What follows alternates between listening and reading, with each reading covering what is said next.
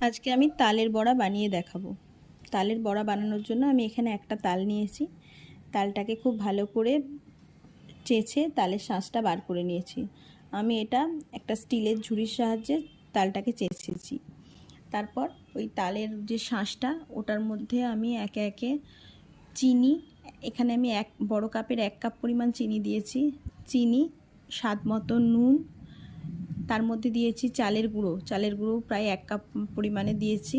1 cup পরিমাণে সুজি দিয়ে প্রথমে তালের শাঁসটাকে সব কিছুর সাথে খুব ভালো করে মেখে নিয়েছি। মেখে নেওয়ার পরে আমি এই তালের বড়াগুলোকে ভাজবো সর্ষের তেলে। সেই জন্য আমি কড়াতে একটু বেশি পরিমাণে সর্ষের তেল গরম করতে দিয়েছি। বড়াগুলো যেহেতু আমার ডুবো তেলে ভাজা হবে, তাই তেলের পরিমাণটা আমি একটু বেশি রেখেছি। এখানে আপনারা ইচ্ছা করলে সাদা তেলও ব্যবহার করতে পারেন, কিন্তু তালের বড়াটা আমার পার্সোনালি সর্ষের তেলে ভালো লাগে খেতে, সেই জন্য আমি সর্ষের তেলেই বানাই। তো সর্ষের তেল খুব ভালোভাবে গরম হয়ে এলে বড়া বড়া আকারে আমি তালের বড়াগুলোকে কড়ার মধ্যে ছেড়ে দেবো।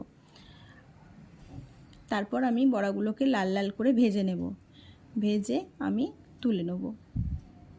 এটা একটা খুব সহজ তালের বড়ার রেসিপি।